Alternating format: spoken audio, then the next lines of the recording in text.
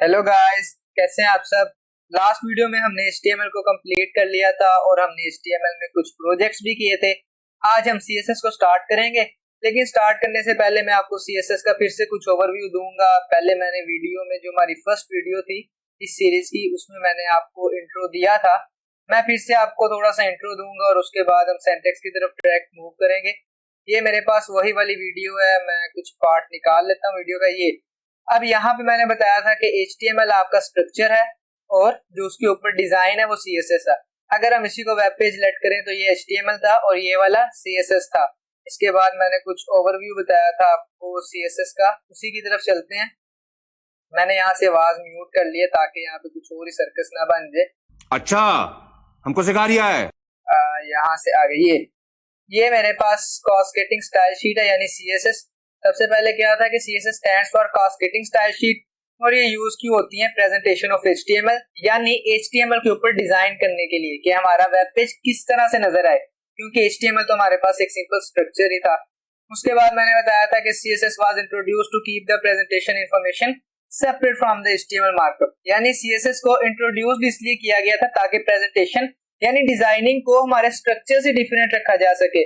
एक फाइल में हमारा स्ट्रक्चर हो और एक फाइल में हमारे पास स्टाइलिंग हो, या आप कह सकते हैं कि CSS एक फाइल में पड़ी हो और HTML हमारे पास एक फाइल में पड़ी हो। अब हम इसके बाद देखते हैं कुछ चीजें। अब ये मेरे पास एक वेब पेज है, अगर मैं इसको देखूं तो मेरे पास कुछ इस तरह से नजर आ रही है, हर एक चीज प्रॉपर नजर आ रही है, मैं कुछ भी पढ़ सकता हूँ। लेकिन अगर मैं इसको मोबाइल में करूँ तो क्या ऐसा हो सकता है? अभी चेक कर लेते हैं। यहाँ पे मेरे पास मोबाइल्स का है, ये iPhone 12 Pro का है। अगर मैं उस पर देखूं तो मुझे ऐसी नजर आ रही है। इसका मतलब मुझे हर चीज मेरे अकॉर्डिंगली नजर आ रही है।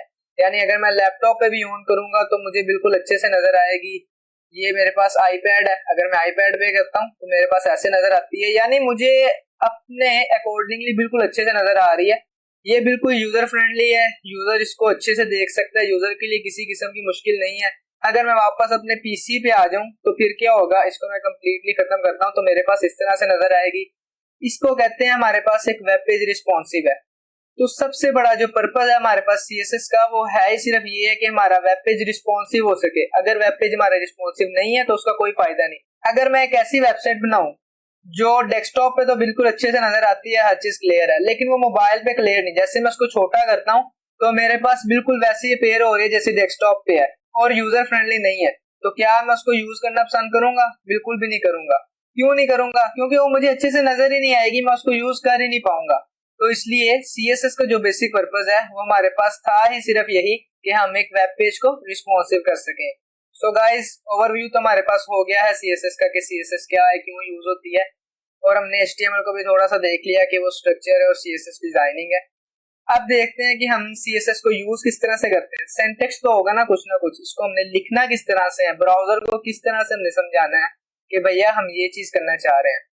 तो ये हमारे पास थोड़ा सा एक सिंटैक्स है।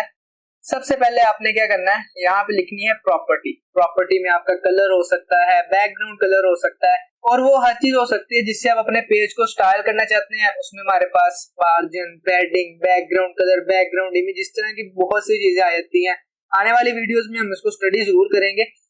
इसका मतलब है, अब मैं कंपाइलर को कह रहा हूँ, कंपाइलर भैया की ये जो प्रॉपर्टी है ना, ये कलर लिखा है, इसकी ये वाली वैल्यू है और ये वाली आपने लगा देनी है। मैंने कहा कंपाइलर को जो मेरे पास कलर है ना वो ब्लू है, कलर एक प्रॉपर्टी है और उसकी वैल्यू क्या है, ब्लू। अब हम लगाएंगे किस पे? अब हमें वो भी तो देखना पड़ेगा ना कि हम किस चीज पे लगाना चाहते हैं। इसके लिए हमारे पास आ जाता है एक सिलेक्टर।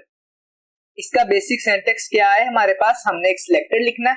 सिलेक्टर का मतलब होता है वेयर, कहां भैया, कहां। कंपाइलर पूछ रहा है मुझसे कि भैया आपने मुझे ये वाली चीज कही, मैं कहां पे लगाऊं। अब ये सबसे बेसिक सिलेक्टर है, ये टैग से हम एक्सेस कर लेते हैं। इसको हम कहते हैं एलिमेंट्स, सिलेक्ट बाय एलिमेंट्स। अब मैंने क्या कहा है कि जहां पे भी तुम्हें P का टैग नजर आए यानी पैराग्राफ नजर आए, उसका कलर क्या कर दो, ब्लू कर दो। मैंने कहा सिलेक्टर कहां पे, पैराग्राफ पे। अब ये जितनी भी हमारे पास इसके अंदर जो चीज भी लिखी जाएगी वो कहां पे इंप्लीमेंट होगी, सारे पैराग्राफ्स के ऊपर। अब मैंने कहा उसको कि भैया जहां जहां पैराग्राफ नजर आ रहा है ना वहां पे कलर भी ब्लू कर दो। ये मैं यहाँ पे लिख सकता था कि बैकग्राउंड को ग्रे कर दो, वो बैकग्राउंड भी ग्रे कर देता। मैं कह सकता था कि आप ऐसा करो कि मार्जिन इसमें दे दो, पैडिंग दे दो। अब हम देखते हैं कि अगर हमने सिलेक्टर किसी इसके अलावा कोई यूज करना हो तो वो किस तरह से कर सकते हैं। तो ये मेरे पास है ग्रुप ऑफ सिलेक्टर्स है। मुझे ब्रश सिलेक्ट करना पड़ेगा। ये ग्रुप ऑफ सिलेक्टर्स है, यानी हम सिलेक्टर एक से ज्यादा भी रख सकते हैं। पहले हमने क्या किया था, सिलेक्ट बाय एलिमेंट किया था सिर्फ एक टैग को, लेकिन अब यहाँ पे है कि हम ज्यादा भी सिलेक्टर्स कर सकते हैं। उसके लिए क्या है, हमने जो भी सिलेक्टर करना है उसका नाम, उसके बाद कोमा और उसके बाद दूसरे सिलेक्टर का नाम। अब यहाँ पे क्या हो रहा है, मैं उसको कह रहा हूँ भैया जो हेडर टैग है ना उस पे भी ये वाली चीज इंप्लीमेंट कर दो, और उसके साथ साथ जो पी है ना, पैराग्राफ इसका मतलब, उसके अंदर एक क्लास है इंट्रो की। हम क्लास और आईडी को नेक्स्ट आने वाली वीडियोस में देखेंगे। बस इधर हमें ये समझना है कि सिलेक्टर क्या है, बस और कुछ भी नहीं। अब मैंने क्या कहा, हम एक से ज्यादा भी सिलेक्टर्स लगा सकते हैं। ये हमने एलिमेंट से किया, यानी एक टैग से किया। हमने किससे किया, ये टैग से किया। और ये चीज हमने किससे की, एक क्लास से की। यहाँ पे मैं क्लास लिख देता हूँ, हमने क्लास से की। और मैंने कहा कि अब ये जो दोनों चीजें हैं ना, उन पे ये वाली प्रॉपर्टीज लगा दो। क्या प्रॉपर्टीज है कि इन दोनों का बैकग्राउंड कलर हो जाए रेड, और साथ बॉर्डर रेडियस है वो 3 पिक्सेल्स हो जाए। हम बॉर्डर रेडियस के बारे में भी पढ़ेंगे, बस अभी ये समझ लेना है कि बॉर्डर रेडियस क्या है, ये एक प्रॉपर्टी है ऐसे करके। और उसके बाद ये जो 3 पिक्सेल्स हैं या रेड है, ये क्या है, ये इसकी वैल्यू है। बस इतना ही समझ लेना, अभी के लिए काफी है। एक चीज यहाँ पे ख्याल रखना बहुत ज्यादा जरूरी कि हमने इस पे सेमीकोलन लाजमी डालना है। सेमीकोलन के बगैर ये आपका कोड एक्सेस नहीं होगा।